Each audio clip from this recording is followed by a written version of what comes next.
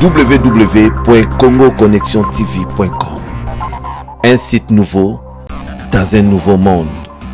Contactez-nous au 438 877 4064. Facebook Congo Connexion TV.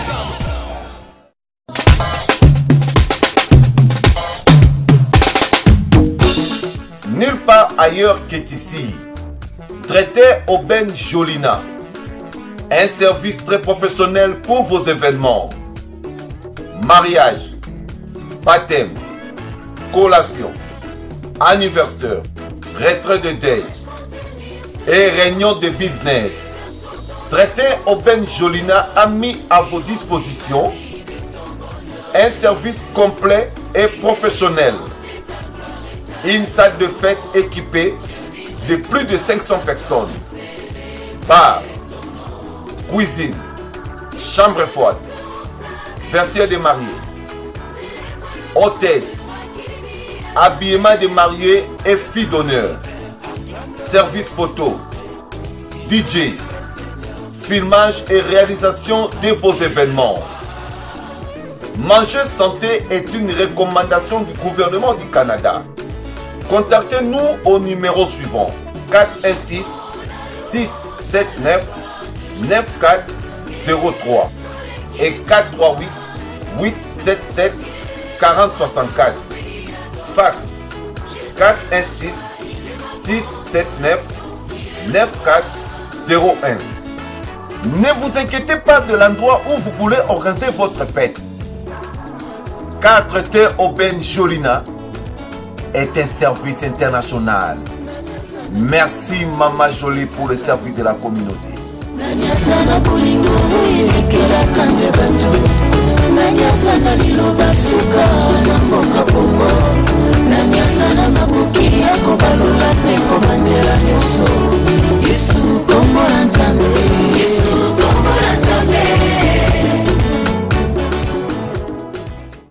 Bonjour aux messieurs et bonjour aux madames qui sont dans la salle.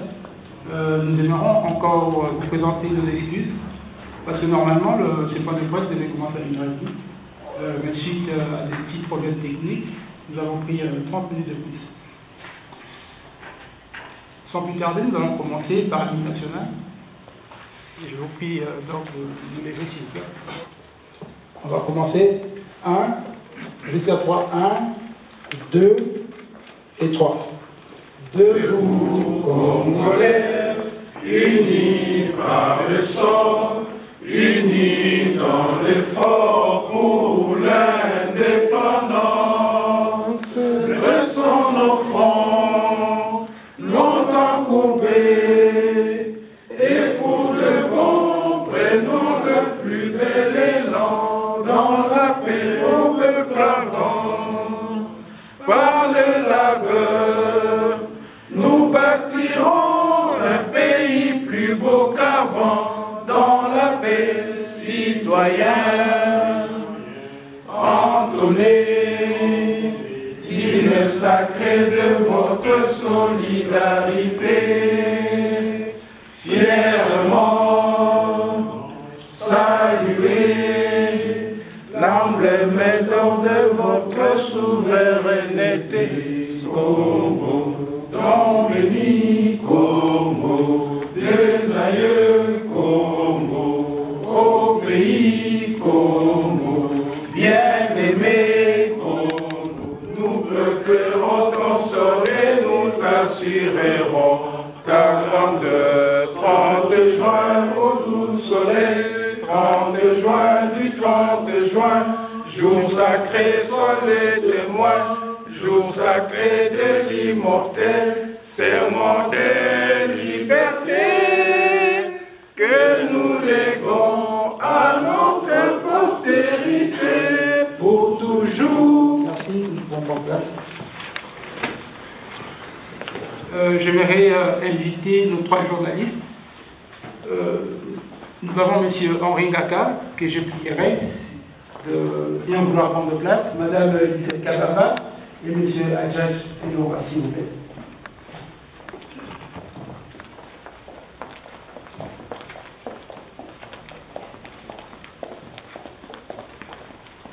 Nous vous souhaitons donc la bienvenue à ces points de presse. Comme il est d'usage de faire dans une telle circonstance, je suis Jean-David Ngazi, membre de l'UDPS, parti cher au président Étienne Tshisekedi Wamulumba, et j'assume la lourde responsabilité de chargé de communication et de porte-parole de l'UDPS Québec. Oui, l'heure est grave. L'heure est extrêmement grave, susceptible de conséquences politiques extrêmement fâcheuses et dangereuses pour la République. Karl Marx disait « Les philosophes n'ont fait qu'interpréter diversement le monde. Ce qui importe, c'est de le transformer. » Porteuse des desiderata, voire des aspirations profondes de Congolaises et Congolais depuis plus de 3 décennies, l'Union pour la démocratie et le progrès social s'est alignée face aux enjeux politiques décisifs de l'heure sur une voie politique pouvant conduire à des élections apaisées et ainsi assurer une vraie alternance politique. Une prise de position politique qui n'est pas sans conséquence ni questionnement. Nous constatons une hystérisation de médias enclines à la prise de position politique de l'UDPS et à son modus operandi ne cesse de prendre de proportions de plus en plus grandes. Une prise de position politique sujette non seulement des équilibrations, mais également de la mauvaise compréhension et interprétation. Suite à ces chamboulements au sein de l'opinion publique et de certaines classes politiques, l'UDPS Québec a, dans sa mission au sein de la grande famille de l'UDPS, choisi de convoquer ce point de presse dans le but de recadrer l'opinion publique par rapport à notre combat. Une fois de plus, je vous souhaite la bienvenue. Comme vous remarquerez, chacun de vous a une feuille blanche, il y a l'hymne national qui est le programme de la façon dont nous allons procéder. Donc il y a des minutes qui sont allouées à chaque partie de ce point de presse. Nous sommes présentement au point 2, donc ça sera la présentation des intervenants et bien entendu la présentation des journalistes. Donc nous avons M. Adjadé Elonga, nous avons Mme Lisette Kabanga et également M. Henri Ngaka, qui sont les 3 journalistes que nous avons invités pour ce point de presse. Et de l'autre côté, nous avons nos intervenants. Donc, vu que nous avons pris un peu de retard, j'appellerai ou je demanderai à chaque intervenant de prendre 5 minutes, de se présenter, de dire qui il est au sein du parti, et ainsi nous allons continuer avec ces points de presse. Moi je m'appelle Joseph Djemba, je relève du domaine privé des cadres de l'UDPS, je n'ai pas un poste statutaire, je suis le directeur du cabinet du représentant de l'UDPS au Canada et assistant du DIRCABA, du secrétaire national chargé des relations extérieures. Donc c'est à ce titre que je vais intervenir ici et après avoir reçu le visa de mes chefs pour intervenir et parler au nom du parti. Donc tout ce que je vais parler ici aujourd'hui engage bel et bien le parti. Merci beaucoup. Je suis Joseph Ngwala Luamba. Actuellement, je suis chargé de mission pour la province du Québec, au niveau de la représentation du Québec, du Canada, pardon. Monsieur Jean-Baptiste Ngankoy, actuellement je suis président de l'UDPS section du Québec. Évidemment, nous avons épinglé 3 sujets sur lesquels nous allons nous pencher aujourd'hui, sur lesquels il y aura des questions aujourd'hui. Le point qui seront abordés aujourd'hui, il y aura le point sur le dialogue et la feuille de route de l'UDPS, et également élections et autres questions d'actualité politique de l'heure. Et sur ces, j'inviterai à chacun de nos intervenants de nous brosser un peu, de nous donner un portrait de chaque thème que nous allons aborder aujourd'hui. Et le Congo, aujourd'hui, fait face à une crise multiforme.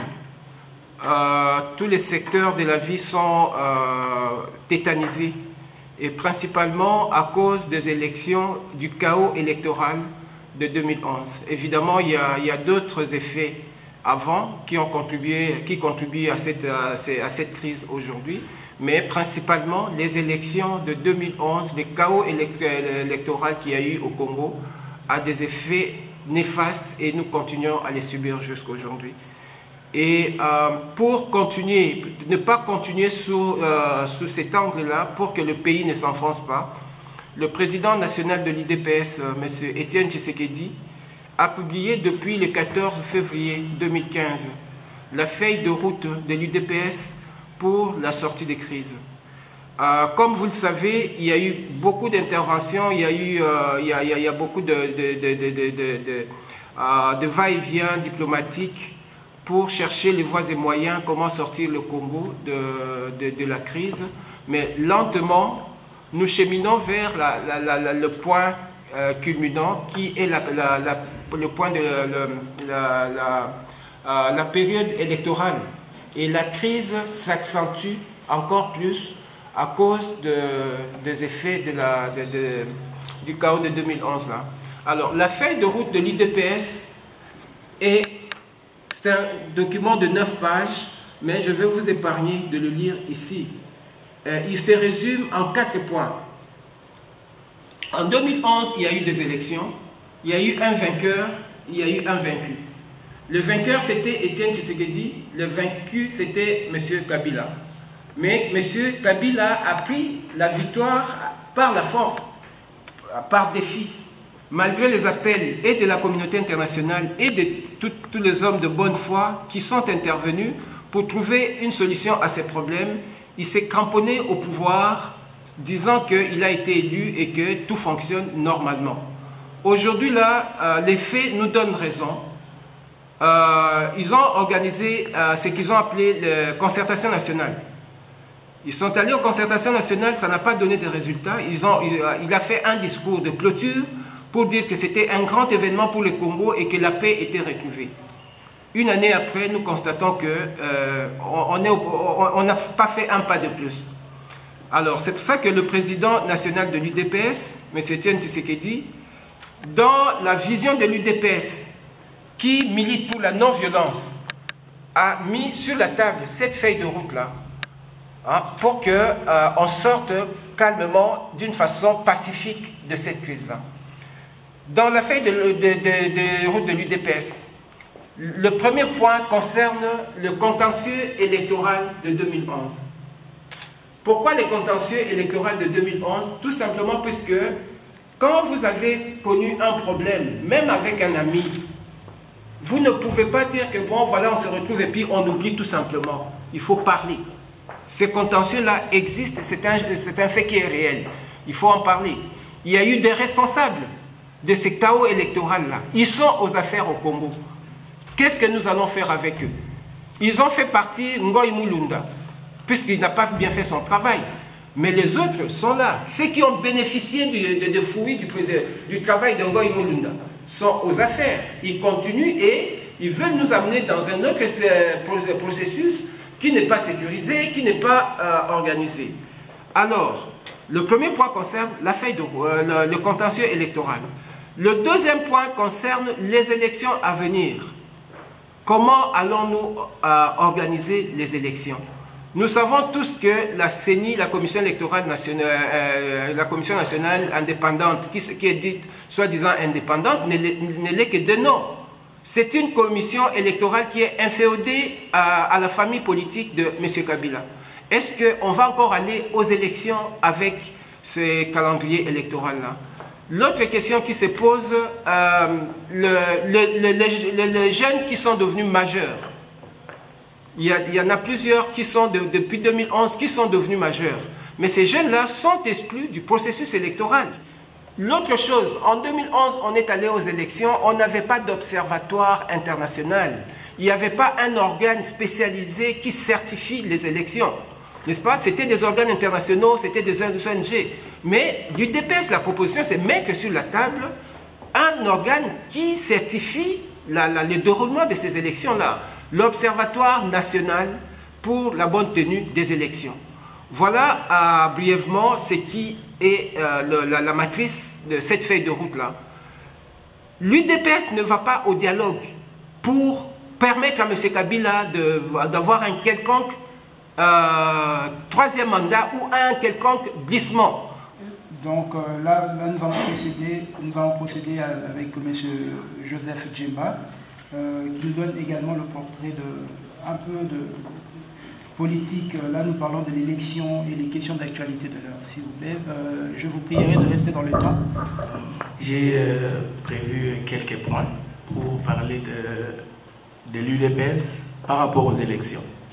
Donc, je ne vais pas sortir de ce cadre-là. Alors, pour commencer, l'UDPS, c'est une organisation politique. Et à ce titre, l'UDPS a choisi de mener un combat politique et non une lutte armée. Alors, parce qu'il s'agit d'un combat politique, l'UDPS voudrait accéder au pouvoir par les moyens des élections, par les moyens démocratiques et donc par les moyens des élections. Vous allez me poser la question de savoir pourquoi l'UDPS a pris part à tel conclave ou à telle table ronde pour aller discuter. Oui. Parce que pour engager un combat politique ou pour conquérir le pouvoir, il faut un cadre politique et un cadre juridique. Et c'est à ce titre-là que l'UDPS a pris part à toutes les réunions politiques, tant parrainées par la communauté internationale que par les acteurs politiques eux-mêmes.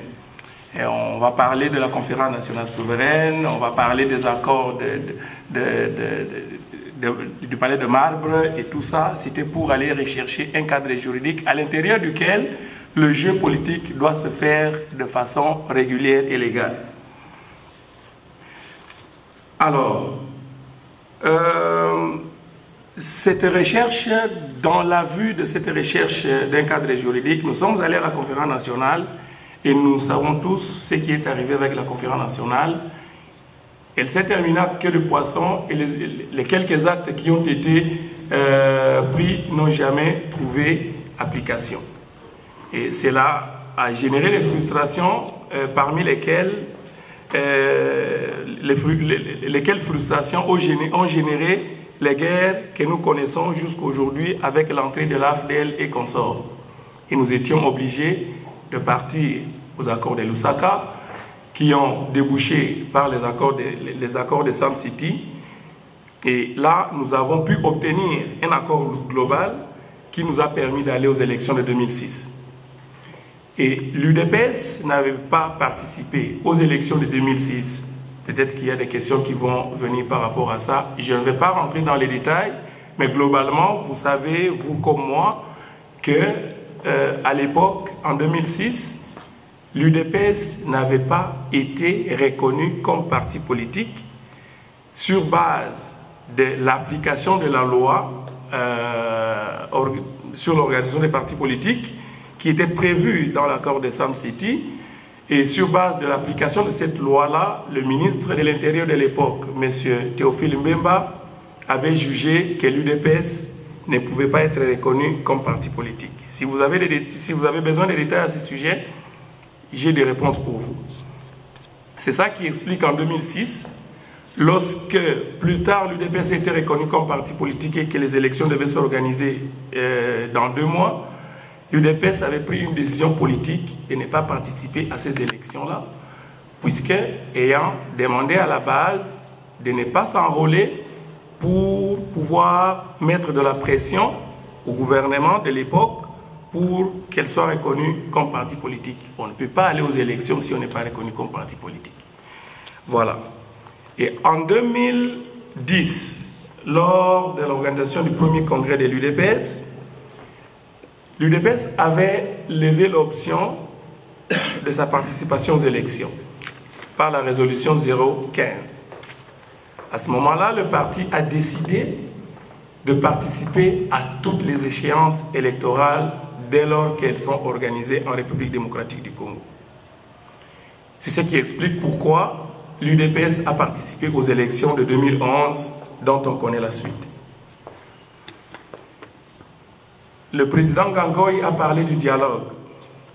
L'UDPS n'a pas baissé les bras et nous sommes toujours dans cette même lutte politique pour obtenir des élections parce que nous croyons que c'est par les élections que nous pouvons accéder au pouvoir. L'option a déjà été levée.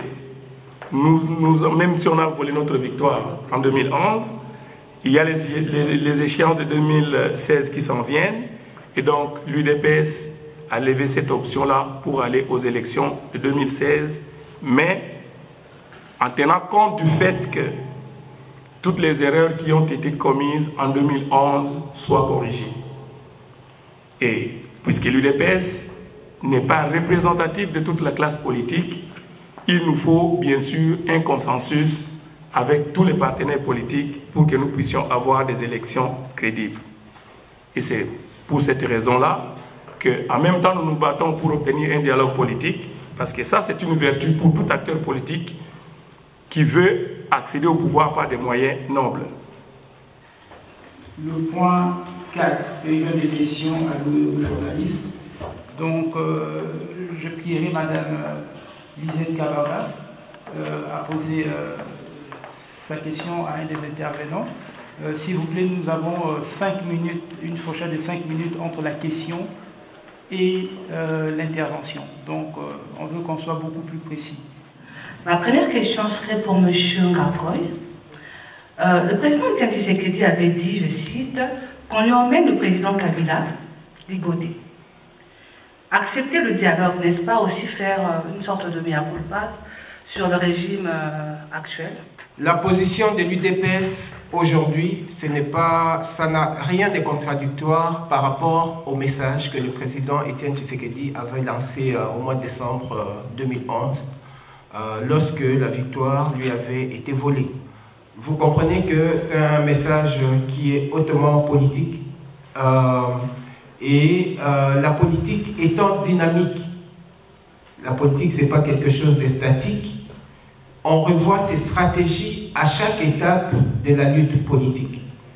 Si M. Tshisekedi en 2011, revenant des élections, lui ayant volé son élection dans cet état mental, avait demandé qu'on lui amène M. Kabila, effectivement, il voulait tout simplement dire qu'il veut récupérer son pouvoir. Et le dialogue, c'est un moyen pacifique qui amène à la récupération du pouvoir aussi. Là, je vais m'adresser à M. Luamba, s'il peut noter, ou alors je continue avec Jean Gankoy, le président. Monsieur le Président, dans son dernier message à l'occasion de la fête anniversaire de l'indépendance de notre pays, ça c'est pour Monsieur Jean Gankoy toujours, le président Tshisekedi a dit sa position de participer au dialogue, mais sous l'égide de la communauté internationale. Monsieur Kobler a dit prêter ses bons offices à condition que le président Kabila le lui demande. Ce dernier ne semble pas vouloir y souscrire, vous le savez. Après 55 ans de dépendance, il faut passer par la communauté internationale pour traiter de nos affaires intérieures. Je vous demande, M. Jean Gankoy, si nous sommes réellement indépendants. Pour certains observateurs que nous sommes, avec mes collègues, M. Tshisekedi se trompe en faisant confiance à cette communauté internationale qui ne l'avait pas aidé à renverser Mobutu. Il est dit de bouche à l'oreille que cette même communauté internationale ne fait pas confiance en lui, sachant qu'il n'est pas un fin politicien au regard de son parcours politique et de ses erreurs de stratégie. Si M. Tshisekedi avait été un fin politicien, dit-on, il aurait accédé au pouvoir profitant de son aura lors de la conférence nationale souveraine. Hélas, d'où le choix porté sur Laurent Désiré Kabila pour faire partir Mobutu. Tout ce qui s'est passé, nous le savons, on n'y revient pas, on court derrière le temps. Là, tantôt, j'ai entendu peut-être M. Luamba dire que Joseph Kabila a pris le pouvoir. C'est un mensonge. Joseph Kabila n'a pas pris le pouvoir. Rappelez-vous ce qui s'est passé au dialogue intercongolais. Et j'en termine par là, M. Jean Gankoy, à vous de donner votre appréciation sur ce que je viens de dire.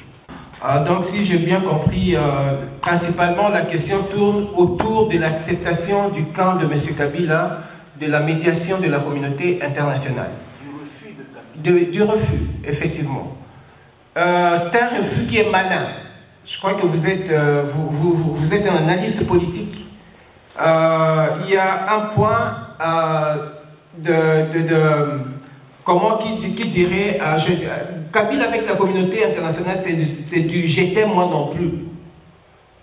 M. Kabila, lors de ses dernières consultations, s'il ne tient pas compte de la communauté internationale, mais pourquoi il a reçu des ambassadeurs, y compris ceux de l'ONU, dans ces consultations? Puisqu'il dit que c'est une affaire congolaise. Mais c'est dans ces consultations, au palais de la nation, il a invité les ambassadeurs, il a invité la communauté internationale. Il n'en veut pas, il paraît. Dans son discours, dans son dernier paragraphe, il dit exactement ceci.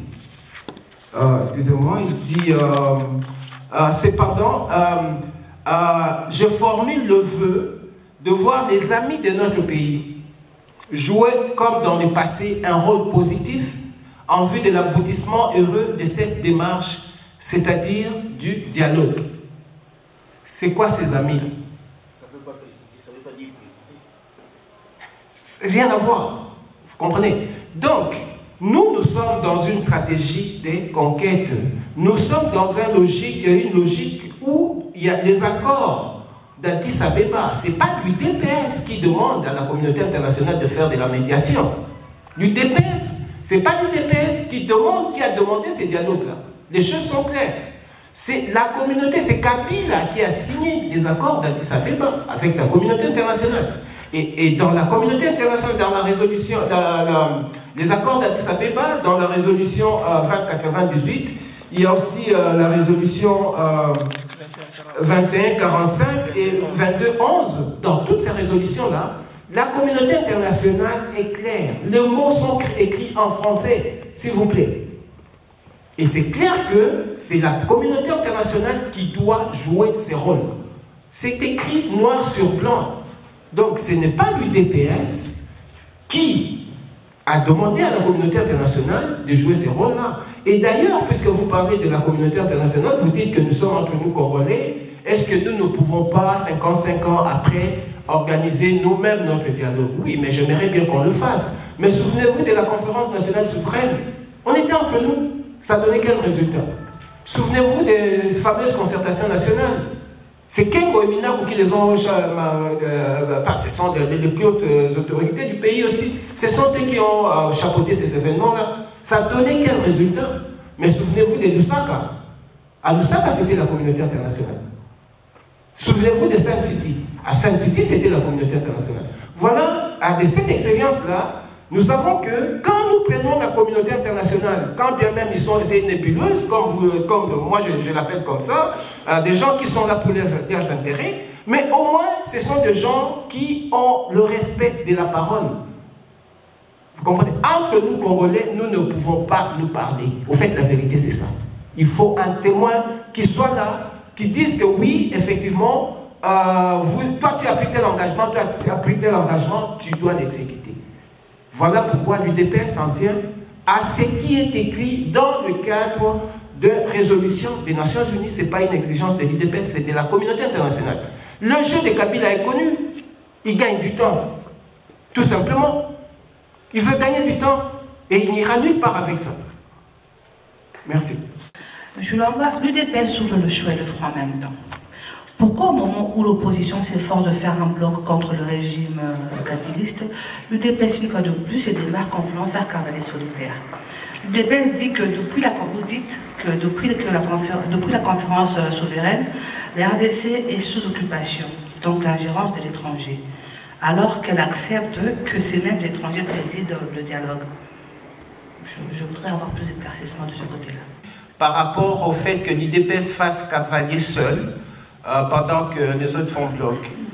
Je veux tout simplement vous rafraîchir la mémoire.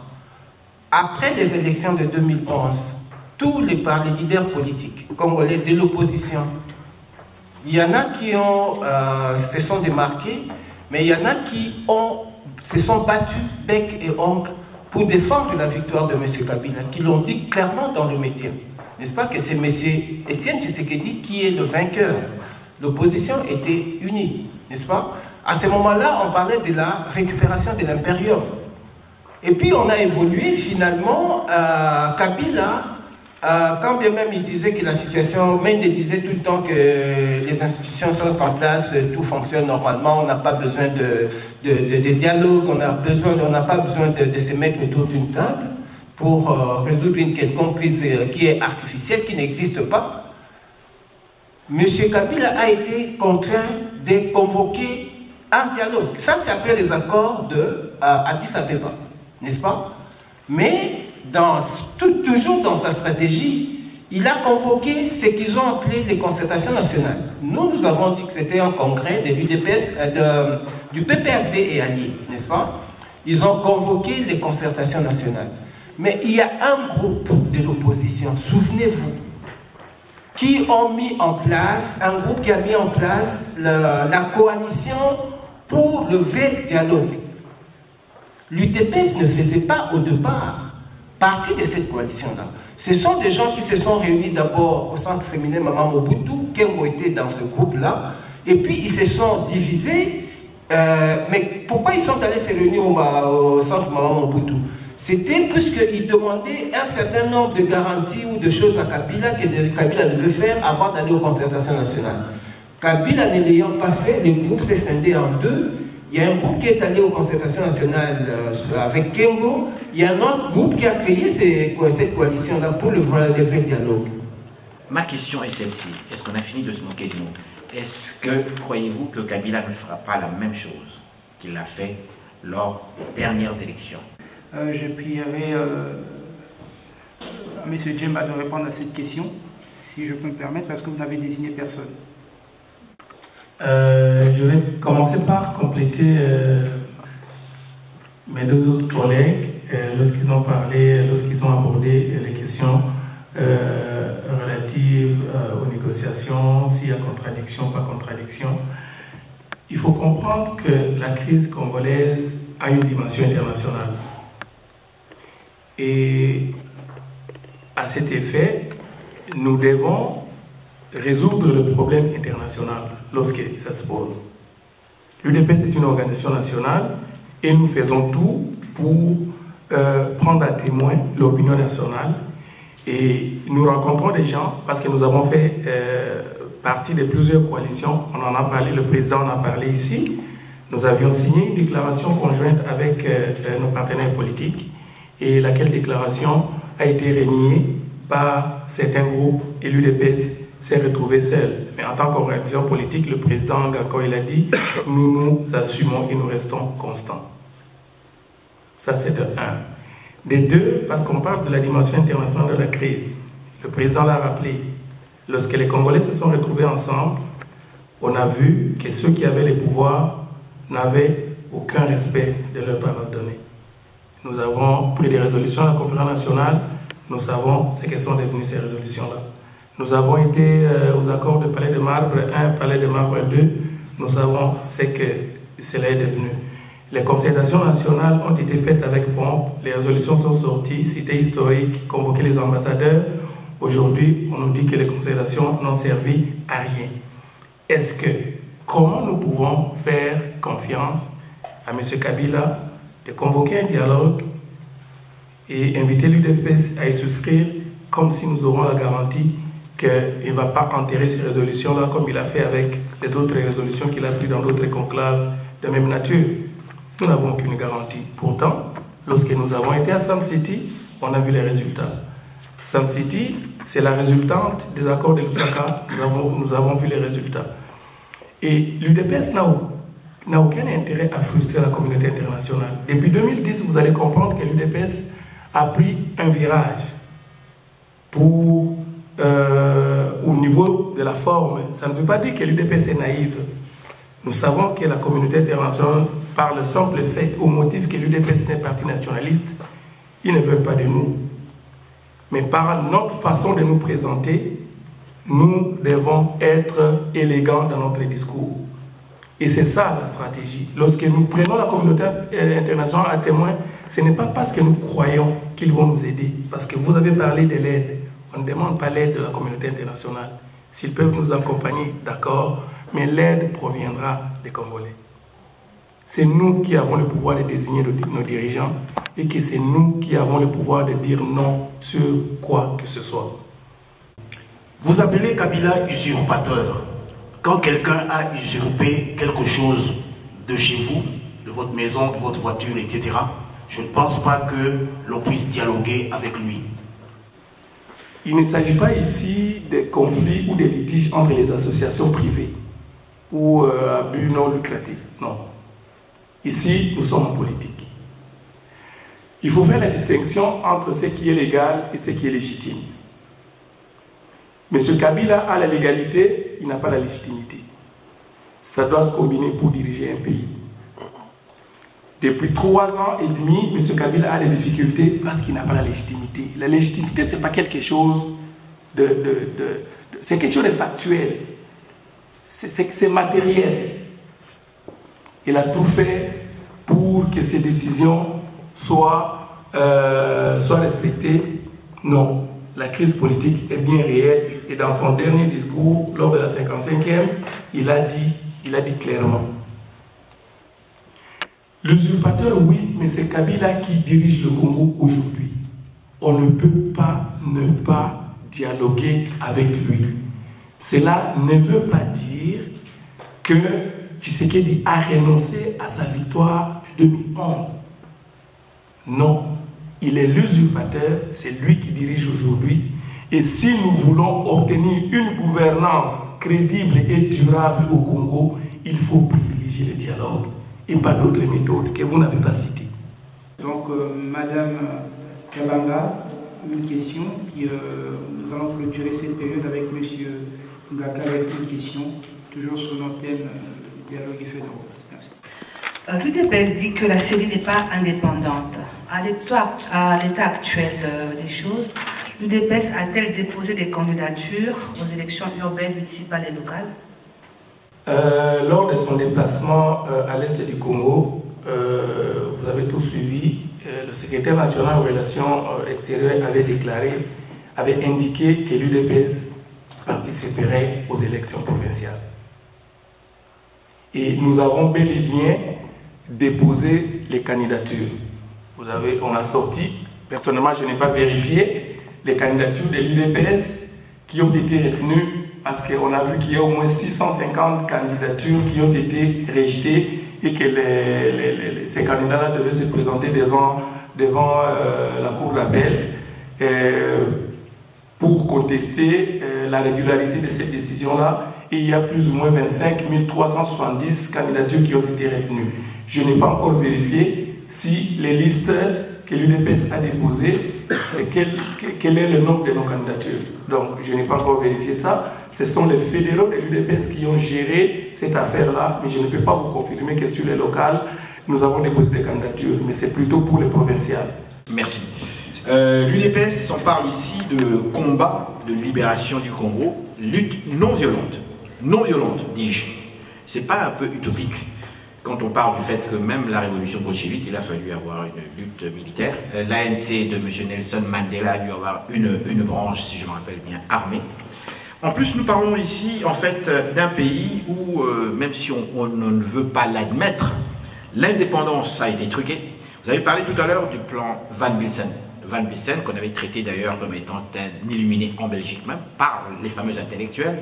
Et on se rappelle très bien, l'indépendance du Congo, on ne veut pas l'avouer, une indépendance truquée, carrément parce que les Belges savaient très bien qu'en donnant l'indépendance aux Congolais en 60, le 30 juin, on ne serait pas prêt. On n'avait ni les cadres ni autres. Donc on s'est planté, et ça les Belges le savaient. Alors on arrive aujourd'hui avec Mobutu, avec Kabila, on arrive aujourd'hui en 2015, et vous parlez encore d'une lutte non violente. Alors ma question est celle-ci. Est-ce qu'on n'est pas en train de rêver et d'accepter d'être dans la continuité de nos malheurs, ou est-ce qu'on veut réellement un changement concret au Congo? Quel est le point de vue, très franchement, des membres de l'UDPS par rapport à cela? Merci beaucoup pour la question, M. Ngaka. Au fait, quand on parle de lutte non violente, on ne parle pas de la lutte armée. N'est-ce pas? C'est deux choses qui sont carrément différentes. L'UDPS est dans la logique de la non-violence, comme quoi l'UDPS n'aura pas de branche armée. L'UDPS ne prendra pas le pouvoir par les armes. Mais cela ne veut pas dire que l'UDPS ne fera pas de la défiance politique. Cela ne veut pas dire que l'UDPS n'utilisera pas de méthodes politiques que nous appelons non violentes, mais qui sont, au fait, qui sont des méthodes qu'on peut traiter de violentes. N'est-ce pas? Depuis 2 années, depuis la création, l'UDPS est un parti non violent. Mais quand chaque fois que nous avons envoyé des gens dans la rue, vous savez les résultats qu'on a retirés. N'est-ce pas? Donc, aujourd'hui, la situation du Congo, d'ailleurs, depuis 2011, n'est-ce pas? Depuis le hold-up électoral, nous avons des gens qui raisonnent comme vous, M. Ngaka, qui font beaucoup de bruit dans les médias sociaux. Ils sont des spécialistes de la lutte armée, de la lutte violente.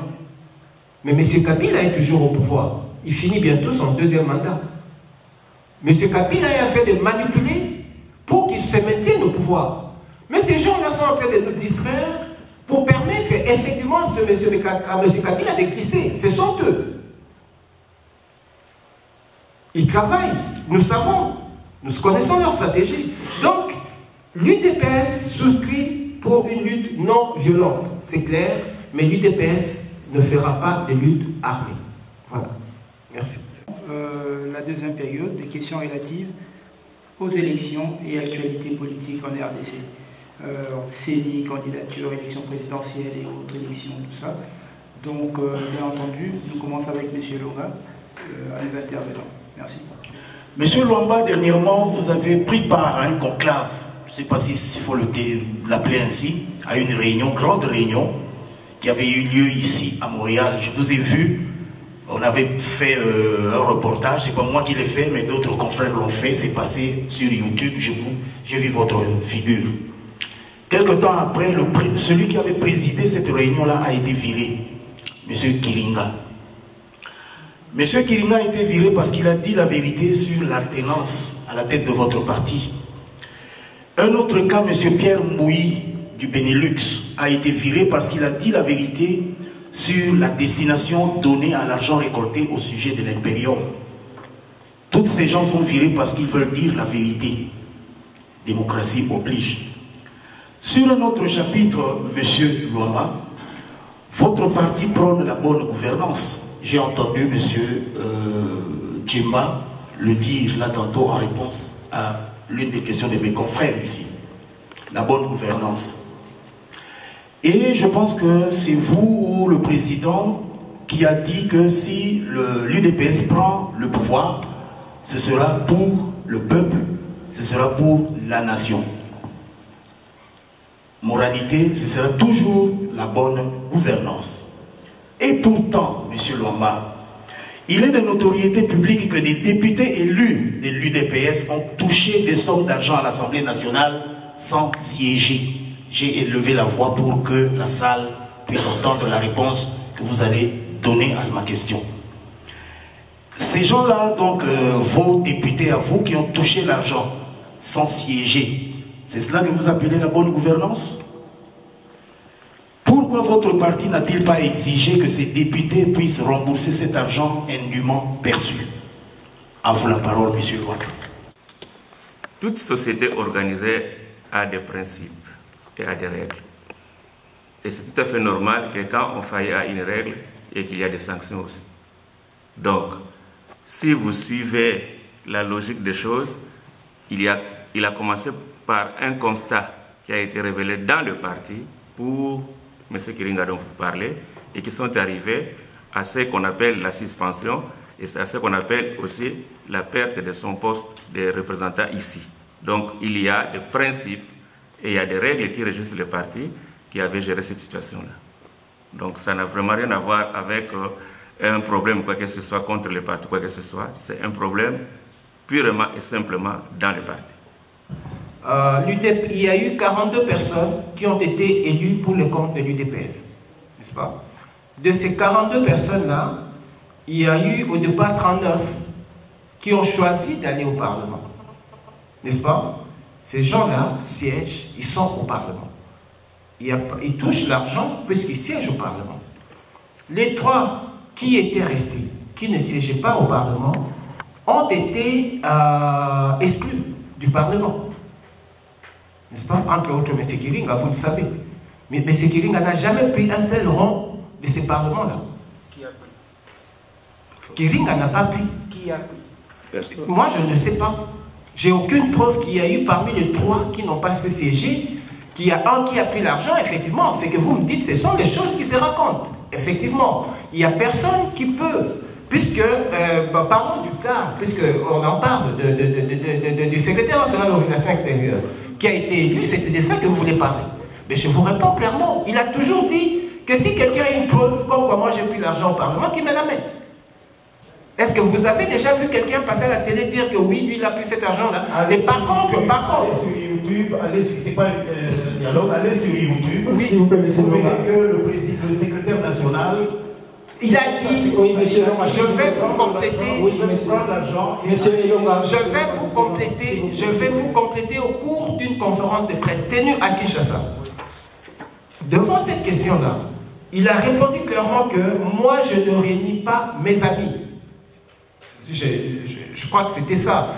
On lui a posé la question des gens qui sont allés au Parlement, tout ça, comment il a dit non, ces gens-là, d'ailleurs, moi je suis venu dans la voiture de Moudianvita, c'était ça à cette conférence ici. Moudianvita, c'est mon ami, il est parti au Parlement, cela ne veut pas dire qu'on devient des ennemis, on est des amis, on va régler ces problèmes-là.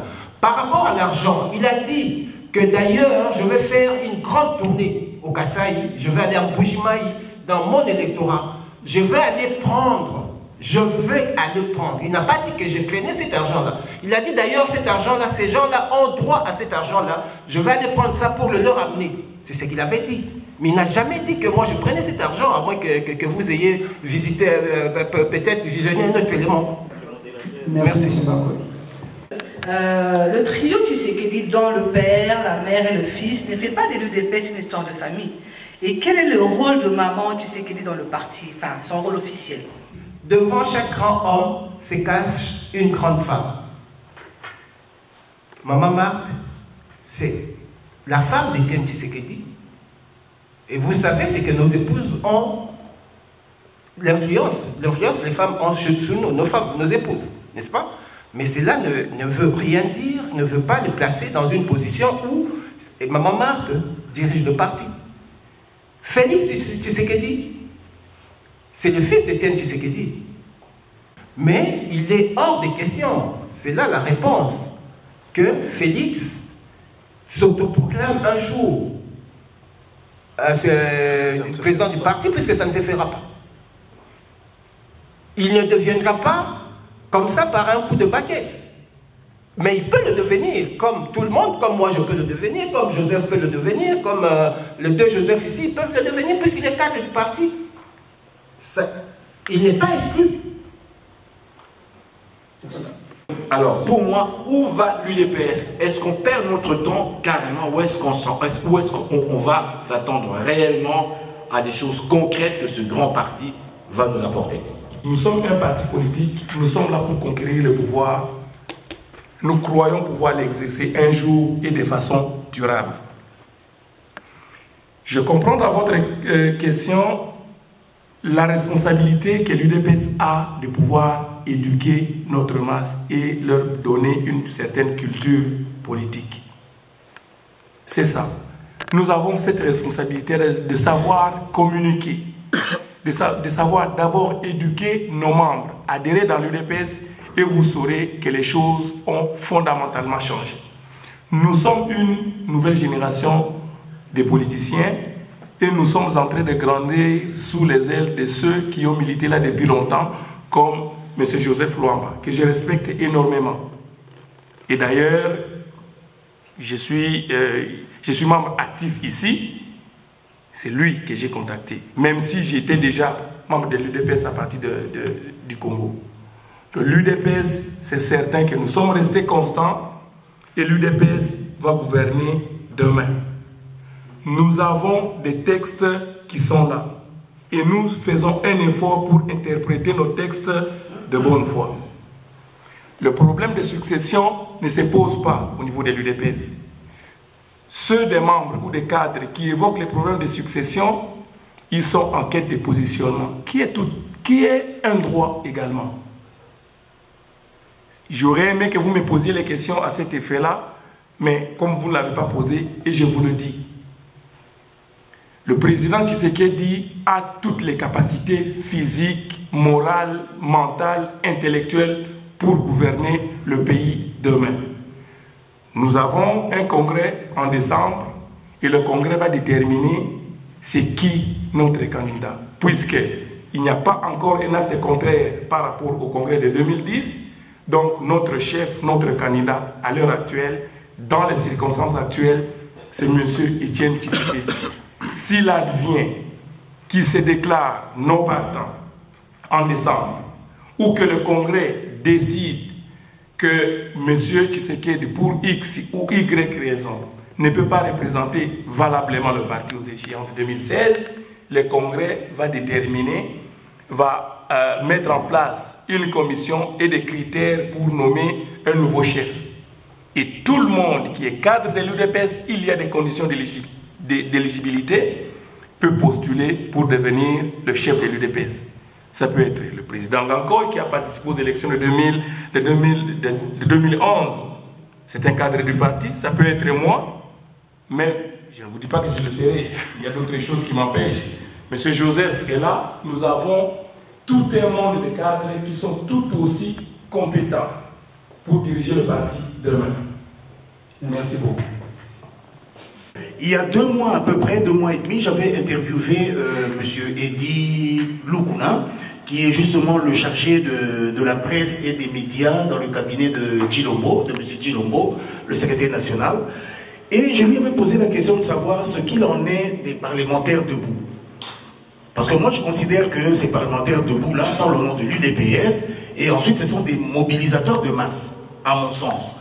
Alors, lui me répondra que ces parlementaires debout-là, ils font ce qu'ils font, ça n'engage pas l'UDPS parce qu'ils ne sont pas repris dans l'organigramme, ce n'est pas une structure officielle de l'UDPS.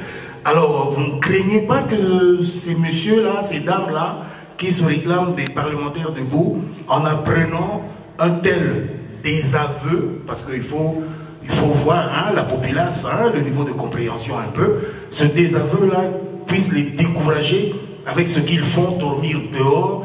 Moi, je sais encore à Elima, quand on nous avait plastiqué en 91, 92, quelque part par là, les parlementaires debout dormaient dehors dans nos installations pour nous protéger, au nom de l'UDPS. Alors dire qu'ils ne sont pas reconnus, ce qu'ils font, ça les engage, tout ça. Je ne sais pas si vous pouvez avoir une lecture sur une telle déclaration, et j'en termine par là, monsieur le modérateur. Merci. Comme vous savez, l'UDPS mène une lutte pour la conquête du pouvoir depuis 1982, officiellement, n'est-ce pas? Donc après 33 ans de lutte, on est passé par toutes sortes d'émotions, par toutes sortes de choses. C'est comme la vie d'un individu. L'UDPS a connu des moments difficiles, l'UDPS a connu des moments de gloire, l'UDPS a commis des erreurs stratégiques, on le reconnaît. L'UDPS a conquis certaines petites victoires aussi, certaines victoires, n'est-ce pas? Est-ce que la population nous suit? Ben, je ne sais pas s'il y a 2 partis politiques qui sont aussi implantés au Congo que l'UDPS. Vous savez que quand vous restez dans l'opposition, au Congo, vous n'avez pas d'argent. L'UDPS n'a rien, n'est-ce pas? Moi, je suis allé en campagne en 2011. J'ai vu, il y a des vidéos, je pourrais peut-être vous le prêter, vous allez voir. C'est que ces gens-là, en 2011, qui attendent depuis des années, partout où on passait, c'était une mobilisation impossible, même dans de petits villages. Même dans de petits villages, il y avait un représentant de l'UDPS partout au Congo, n'est-ce pas? Donc, sur le plan, si la population nous suit, oui, effectivement, si la population ne nous suivait pas, on ne serait pas rendu là où on est, même aujourd'hui, n'est-ce pas? Par rapport aux parlementaires debout, l'UDPS a apporté quelque chose que l'homme congolais n'avait pas. C'est la liberté d'expression. Dans l'UDPS, ça existe. N'est-ce pas? Ces parlementaires debout là, ce sont des membres de l'UDPS aussi, mais peut-être qu'il y en a qui ne sont pas de l'UDPS non plus. Il y en a qui sont dans la ligne du parti, mais il y en a d'autres qui racontent des choses qui n'ont rien à voir avec la ligne du parti. Et Joseph l'a dit, nous sommes dans un pays démocratique ici. Quand vous sortez de la ligne du parti, de la discipline du parti, vous avez un choix à faire. N'est-ce pas? Donc, les parlementaires debout, c'est une organisation informelle de l'UDPS. Papa Joseph, il a expliqué, il a fait un parcours de l'histoire politique du Congo. Et il a conclu que depuis 1885, qu'on a déclaré la neutralité de l'État indépendant du Congo, le pays se trouve occupé. Il a chuté même que même l'arrivée de l'AFDEL, c'est sous cet angle-là.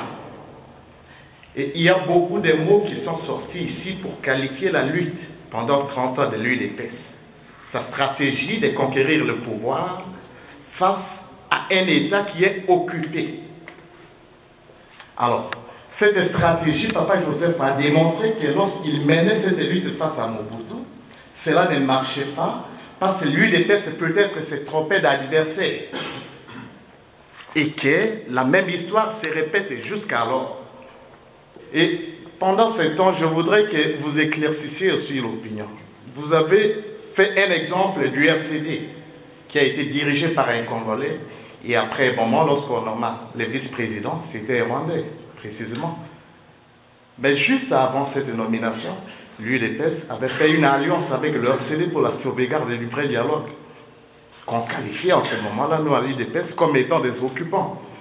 Ce n'est pas la même stratégie que nous utilisons à l'instant pour négocier avec l'occupant et aboutir à rien. Ben c'est ça, c'est franchement, essayez un peu de développer, d'arriver à la conclusion de votre intervention, parce que c'est très fondamental pour le pays. Depuis l'existence de l'UDPS, il y a toujours eu des situations au Congo qui ont fait qu'il a fallu que l'UDPS soit là. Notamment, quand on va en 1990, quand Mobutu va faire son discours, si vous regardez bien à la base, c'est l'UDPS qui est en train de travailler. Et quand Mobutu dit que voilà, attendez, parce que moi j'étais à Kinshasa à ce moment, le 14 avril, quand il dit que attendez le 24 avril, je vais faire un grand discours qui va bouleverser toutes les choses, l'UDPS était dans le processus. Nous arrivons au départ de Mobutu, Kabila arrive, Kabila perd.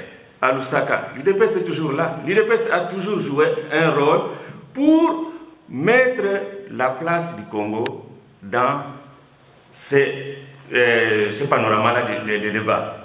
Quand nous allons à San City, que vous évoquez, en Afrique du Sud, que l'UDPS fait alliance avec le RCD, le président Tshisekedi l'a bien dit, c'est circonstanciel. On a besoin que nous puissions arriver à un cadre qui puisse faire que les Congolais s'expriment. Comment? Par des élections qui vont arriver plus tard. Et pour cela, il faut donc jouer la carte qui va faire que ce que les gens ont conclu dans le Nuitama ne puisse pas avoir lieu. Vous êtes témoin. Bemba a été nommé Premier ministre. Il n'a jamais exercé. Et pourtant, il est parti vite de l'Afrique du Sud pour venir préparer ses valises en Bandaka, à Guado, et retourner à Kinshasa pour être Premier ministre. Mais ça n'a jamais vu le jour. Nous arrivons maintenant à ce que les gens récupèrent ce que Tshisekedi a fait. On va au dialogue inclusif de l'Afrique du Sud, toujours à San City cette fois-ci. C'est là où on sort avec la formule 4+1. Qu'est-ce qui se passe? Est-ce que vous avez vu les gens travailler avec l'UDPS dans les 4+1? Non. Mais qu'est-ce qui s'est passé? Je vais revenir à ça à la fin de ma conclusion que vous demandez. Nous arrivons en 2006 pour les élections. Tous les responsables de l'extérieur, que ce soit le président du Mali, que ce soit tous les chefs d'État, Louis Michel, qui était le grand joker de ces élections-là, qui n'a pas fait le tour à l'Imité pour aller voir, même Kofi Annan, pour aller voir le président Tshisekedi. Donc tout le monde sait que l'UDPS est une pièce incontournable pour le Congo. Mais là où le problème se pose, on n'a jamais eu accès à un terrain qui puisse permettre que, maintenant que le débat est là, c'est l'UDPS qui franchit la barre pour maintenant, si vous voulez le terme simple, pour maintenant gouverner. C'est pourquoi j'ai conclu que cette fois-ci, les dialogues qui arrivent, nous sommes devenus comme à un croisement où tout le monde doit mettre le point sur les i. Professeur à l'Université du Québec à Montréal, je me pose la question de savoir quelle est encore la capacité de l'UDPS de mobiliser la population congolaise. Parce qu'à une certaine époque, on le sait très bien, lorsque l'UDPS déclarait la journée ville morte, c'était ville morte. Est-ce qu'aujourd'hui encore, l'UDPS possède encore cette capacité de mobiliser la population? Merci. Et l'exemple le plus récent, c'est que les élections de 2011, tout le monde s'entend que l'UDPS les a gagnées haut la main. C'est déjà ça. Tshisekedi a fait une campagne et on a vu les masses congolaises derrière lui, et alors que ce n'est pas un jeune garçon de mon âge. Donc ça c'est de un. De deux, je sais à quoi vous faites allusion. Il faut reconnaître que les guerres que la RDC a connues depuis 1996 ont généré une nouvelle génération des hommes politiques. Et l'UDPS a partagé son aura, a partagé sa popularité avec ces différents partis et ces hommes politiques qui sont nés par le fait de la guerre. Mais avec le temps qui s'est écoulé, 18 ans après, on se rend compte que finalement, les populations qui ont erré entre tel ou tel autre mouvement politique ont fini par reconnaître que l'UDPS demeure le parti auquel il faut faire confiance. L'UDPS demeure, si ce n'est pas le seul parti, si ce n'est pas l'un des partis, mais le seul parti crédible. Et voilà pourquoi j'ai répondu que oui, l'UDPS a encore cette capacité de mobiliser les masses. Mais ce n'est pas un acquis. Nous devons travailler pour ça. Et c'est pourquoi d'ailleurs, il y a 24 mois, à l'interne, l'UDPS a décidé de redynamiser. Lorsqu'on parle de la redynamisation, ça veut dire que nous avons perdu quelque chose. Il y a eu des départs dans certaines structures, il y a eu des gens qui sont fatigués, d'autres qui étaient déçus ou débauchés par d'autres personnes. Donc pour la redynamisation, il a fallu activer les mécanismes de la communication et le mécanisme de recrutement. Parce que pour avoir le pouvoir, il faut qu'il y ait des candidats. Et nous recrutons parce que nous voulons que les gens s'impliquent politiquement. Et la meilleure façon de s'impliquer politiquement, c'est d'avoir à se présenter devant la population pour avoir le mandat. Et donc, si aujourd'hui nous avons vu le secrétaire général aller au Bas-Congo faire des tournées, nous avons vu les autres secrétaires nationaux aller à l'Équateur, à Kisangani, nous avons vu le secrétaire national pour ne pas citer, aux relations extérieures pour ne pas le citer, M. Félix, qui a fait à sa façon la tournée à l'est du pays, au Katanga. Mais ça, les images parlent d'elles-mêmes. Donc, si nous avons perdu, nous avons partagé notre aura avec d'autres mouvements politiques, mais à l'heure, dans les circonstances actuelles, l'UDPS demeure un parti crédible, populaire et ayant la capacité d'aller chercher les votes, sortir les votes pour obtenir le pouvoir si les élections sont organisées, même lorsqu'elles ne sont pas organisées de façon transparente. Merci beaucoup. Le président de la section UDPS Québec, M. Jean-Baptiste Sangankoy, va clôturer avec un mot de la fin ce moment. Merci. Mesdames et messieurs, messieurs les journalistes, chers membres et sympathisants de l'UDPS, au nom de la section de l'UDPS Québec, je vous remercie sincèrement d'avoir pris de votre temps pour répondre présent à cet événement. Effectivement, nous aurions voulu avoir plus de temps pour échanger, répondre à toutes les questions, mais ce n'est qu'une première expérience. Nous savons que nous le réaliserons dorénavant régulièrement. Chaque fois qu'il y aura des sujets d'actualité, nous inviterons le monsieur de la presse et le membre aussi pour échanger. L'UDPS aujourd'hui est résolument tournée vers la conquête du pouvoir. La majorité présidentielle qui sortira au pouvoir en 2016 ne se fera pas sans l'UDPS. Mais l'UDPS n'ira pas à la conquête du pouvoir avec un bandeau ou avec un couteau sur la gorge. Nous faisons confiance pleinement à la communauté internationale pour la convocation du dialogue tel que prescrit par les accords d'Addis Abeba et les différentes résolutions des Nations Unies. Nous y allons et nous savons que ce dialogue-là doit se faire rapidement. Pourquoi rapidement? Puisque ce n'est pas parce que nous voulons aller participer à un quelconque gouvernement d'union nationale ou de combats ou je ne sais pas quoi. Non, pas parce que nous voulons aider M. Kabila à glisser, selon les termes consacrés, mais nous voulons que ça se fasse rapidement, puisque le temps qui nous reste par rapport aux élections nous est compté. On n'a plus beaucoup de temps. Il faut qu'on fasse le dialogue, que ça se fasse maintenant. Il faut que la CENI soit réformée. Il faut que toutes les mesures soient prises pour que les élections se passent d'une façon transparente, démocratique et crédible. Voilà aujourd'hui le mot de l'UDPS. J'en profite pour vous lire rapidement la déclaration du secrétaire général qui dit ceci: déclaration politique de l'UDPS. Après avoir attentivement suivi le message adressé respectivement par le président Étienne Tshisekedi et M. Joseph Kabila à l'occasion du 55e anniversaire de l'accession de notre pays à la souveraineté nationale et internationale, l'UDPS invite l'opinion tant nationale qu'internationale à noter ce qui suit. Des convergences. A. Le président Tshisekedi et M. Kabila ont affiché leur ferme volonté en faveur du dialogue.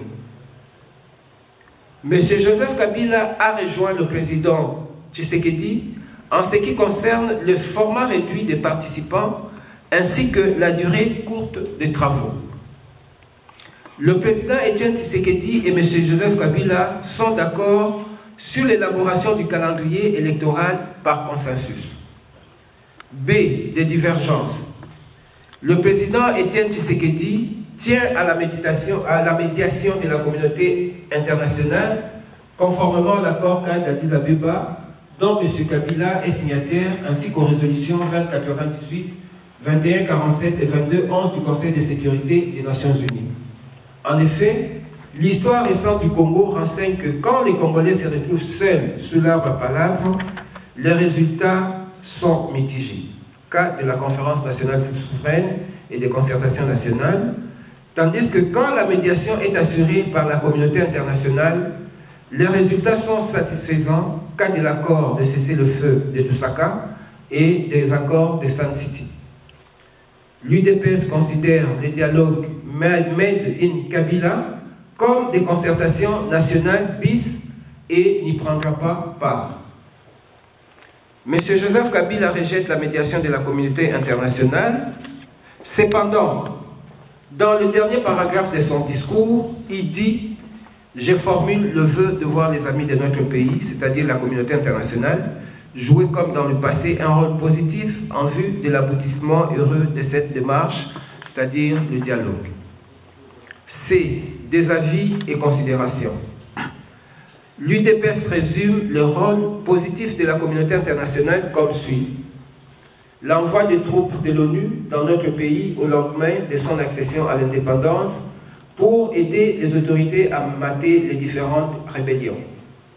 Les efforts de M. Lagda Brahimi et feu président Julius Nyerere pour concilier les positions entre Joseph Désiré Mobutu et son opposition. La médiation du président Mandela entre Joseph Désiré Mobutu et Laurent Désiré Kabila. la médiation du président Frédéric Chiluba dans la conclusion de l'accord de Lusaka, la facilitation des présidents Mbeki et Massiré dans la signature des accords de Sun City, la présence dans notre pays des troupes de l'ONU grâce auxquelles la RD Congo garde encore ses frontières héritées de 1960. Les aides financières et matérielles, la formation des éléments de l'armée et de la police. Ceci étant, l'UDPS est convaincu que c'est ces rôles positifs-là que la communauté internationale doit jouer et considère que M. Joseph Kabila n'a pas fermé la porte de la médiation de la communauté internationale. De ce qui précède, l'UDPS invite l'Union africaine, la SADC, la CICGL, la CIGL, le Conseil de sécurité de l'ONU, à prendre toutes les dispositions pour la convocation rapide du dialogue et ainsi que pour son aboutissement heureux. Fait à Kinshasa le 2 juillet 2015, Bruno Mamoun-Kwati, secrétaire général de l'UDPS. Voilà la déclaration politique faite par le secrétaire général de l'UDPS. Et pour nous, nous continuons à travailler sur la ligne du parti, sur la discipline du parti. Nous continuons à mobiliser pour que ces rêves-là deviennent réalité, pour qu'en 2016, l'UDPS accède à la magistrature suprême. Je vous remercie.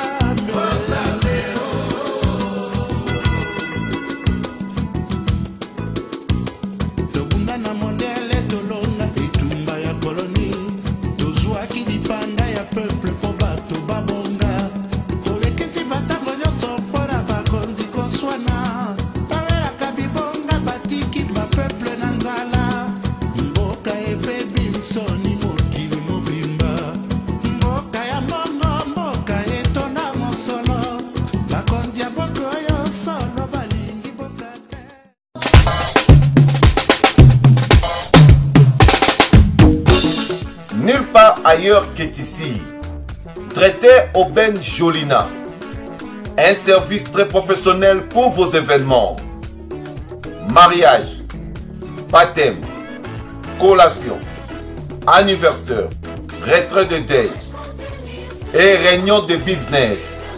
Traité Aubaine Jolina a mis à vos dispositions un service complet et professionnel. Une salle de fête équipée de plus de 500 personnes.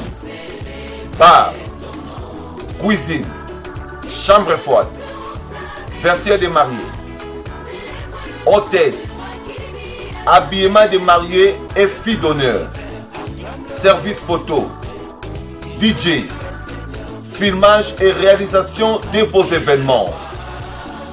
Manger santé est une recommandation du gouvernement du Canada. Contactez-nous au numéro suivant 416 679 9403 et 438 877 4064. Fax 416 679 9401. Ne vous inquiétez pas de l'endroit où vous voulez organiser votre fête. 4T Aubaine Jolina est un service international. Merci Maman Jolie pour le service de la communauté. Nanyaza na liloba suka na mboka Kongo. Nanyaza na makoki ya kobalula pe komandela nyonso. Yesu Kongo na Nzambe. Yesu Kongo na Nzambe.